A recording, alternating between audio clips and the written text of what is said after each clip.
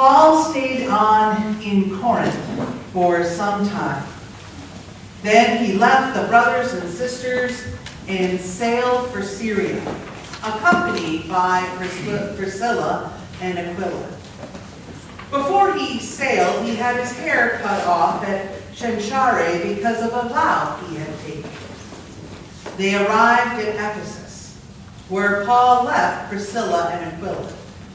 He himself went into the synagogue and reasoned with the Jews. When they asked him to spend more time with them, he declined. But as he left, he promised, "I will come back if it is God's will." Then he set sail from Ephesus. When he landed at Caesarea, he went up to Jerusalem and greeted the church, and then went down to Antioch. After spending some time in Antioch, Paul set out from there and traveled from place to place throughout the region of Galatia and Phrygia, strengthening all the disciples. Meanwhile, a Jew named Apollos, a native of Alexandria, came to Ephesus. He was a learned man with a thorough knowledge of the Scriptures. He had been instructed in the way of the Lord, and he spoke with great fervor and taught about Jesus conversion, though he only knew the baptism of John. He began to speak boldly in the synagogue. When Priscilla and Aquila heard him, they invited him to their home and explained to him the way of God more accurately. When Apollos wanted to go to Acacia, the brothers and sisters encouraged him and wrote to the disciples there to welcome him. When he arrived, he was a great help to those who by grace had believed. For he vigorously refuted his Jewish opponents in public debate, proving from the Scriptures that Jesus was the Messiah. Please pray with me. Dear God, your Scriptures have a way of showing us your way. Help us to listen to your guidance and follow you down all the paths of our life. Amen. Well, this Thursday, November 14th, as I sat down to write my sermon, I was startled when my phone dinged and alerted me to the breaking news story of another heart-rending school shooting. This one in Santa Clarita, California. My heart dropped. My niece, Madison, and my nephew, Aiden, attend school in that area. I immediately texted my sister, who told me that the active shooter was in their school district's high school building, and my niece was at the junior high school building, and my nephew at an elementary school. But all the schools in the district were completely on lockdown until they located the shooter. The shooter turned out, as some of you know, to be an ordinary student. A kid who shot and killed 2 and wounded 3 others before turning the gun on himself. He died in the hospital. My friends, today we live in a very, very divided and very troubled society.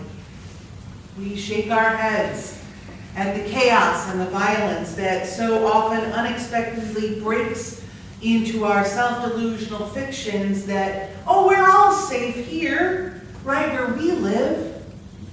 But the truth is that this sort of trouble and chaos that we are experiencing now, in fact, it is nothing new to the world we live in.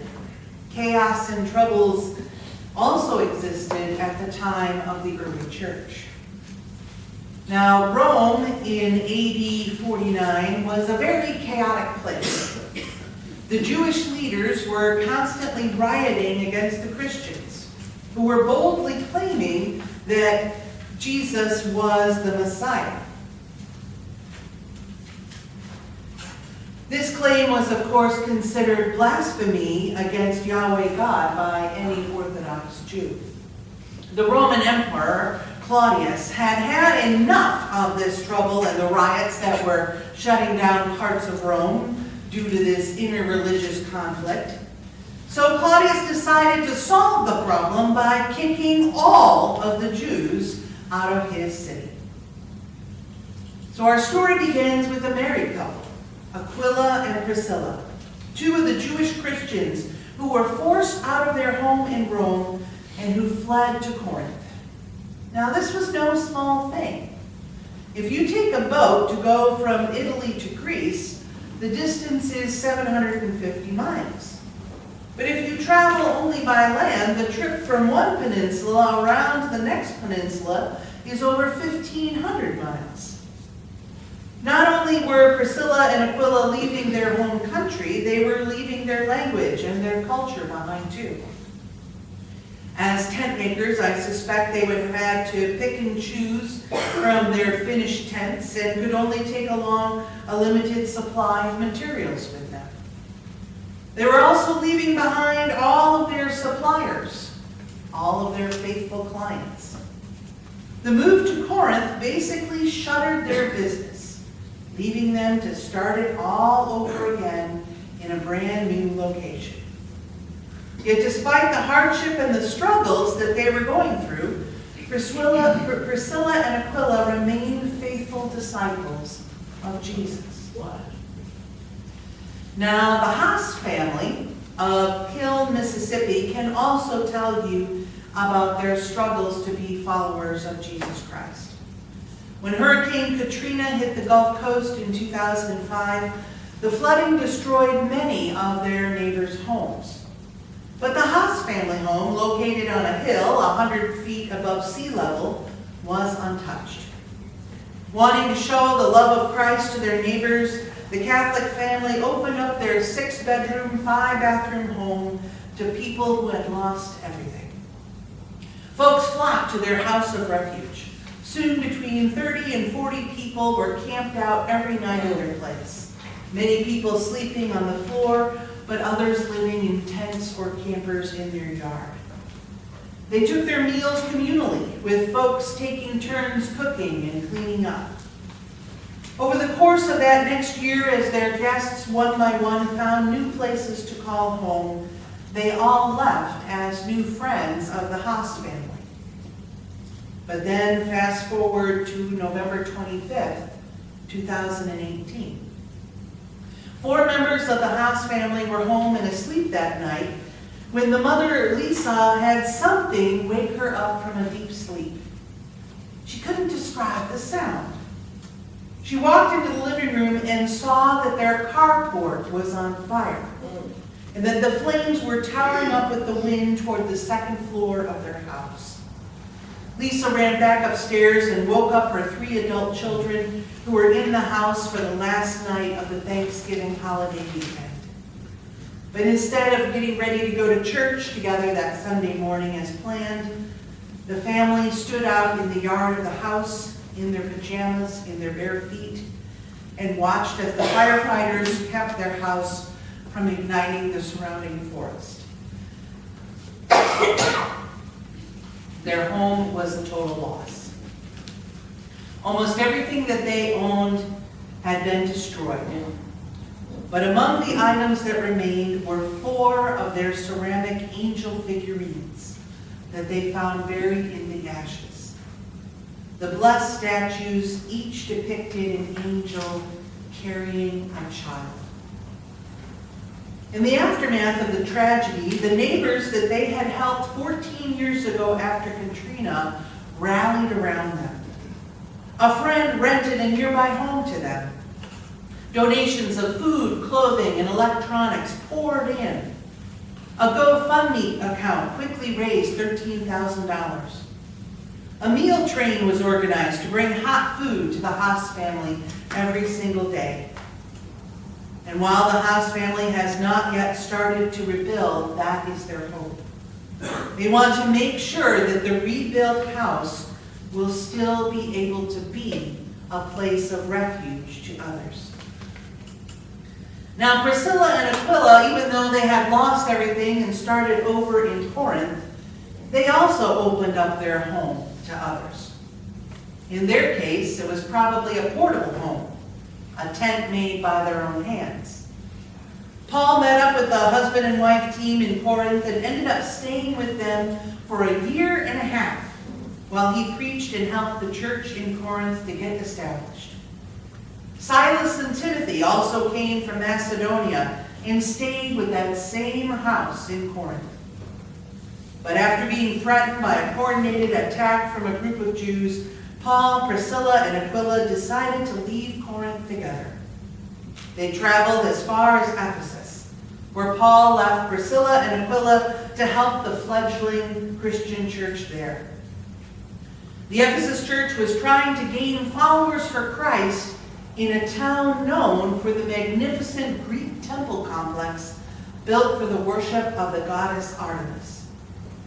It would be a task as difficult as talking people out of going to Disney in Orlando. But it was there in Ephesus where Priscilla and Aquila took a big risk for their faith. The bold preacher and disciple of Jesus, Apollos, had gained quite a following in the Ephesian synagogue. But his theology wasn't completely accurate. So Priscilla and Aquila took a huge risk, and they invited the popular fiery preacher to their home, where they carefully and thoroughly explained things to him more completely. Apollos, to his credit, took their kind advice to heart and changed his message accordingly. But because of this, the whole message of Christianity was strengthened as Apollos spread it further on his journey to other fledgling churches. So, my friends, what does all of this mean for those of us who are gathered here today? What can we learn? I think three very important things. The first is that the world that we live in is filled with struggles. The earliest Christians struggled with people who were very hostile to their message, and an emperor who forced them out of their cities and out of the country. Those Christians who preach that when you follow Jesus that you will be always blessed with wealth and happiness and easy living, my friends, they do not know what they are talking about. Jesus himself suffered and died at the hands of his own people. So why should we even think that we as Christians today will be spared from hardships and struggles? The second thing we need to remember is that we often need to take a risk in order to live into our faith. Priscilla and Aquila took a risk when they gently offered corrected thinking to the popular preacher Apollos. They had no idea if he would be responsive to their suggestions. Apollos could have started preaching against them and calling them out for being wrong in their understanding of the faith. But instead, Priscilla and Aquila courageously stood up for what they thought was right. And they were rewarded by helping to theologically strengthen the early church. And the final thing for us to remember is that God calls every single one of us to be a disciple in the way of Jesus. Even though Priscilla was a woman, and her name is almost always listed first when these two disciples are described together in Scripture. This was exceptionally unusual since culturally the leader, typically the husband, was almost always listed first, and the woman's name was then usually omitted, maybe not even noted anywhere.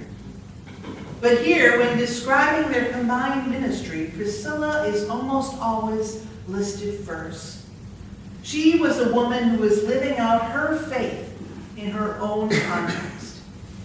Now, some scholars even believe that Priscilla may be the author of the book of Hebrews, because it was extremely unusual for an early Christian book to be unattributed, unless you purposely wanted to suppress the name of the author because it was a woman. So, in conclusion, my friends, do not despair when you find yourself struggling or in trouble. Even Christ struggled on this earth. But we are not alone. We are all called in big ways and in little ways to take risks for the faith, to live out what we believe in order to change the world around us in love for Christ. So be it. Amen.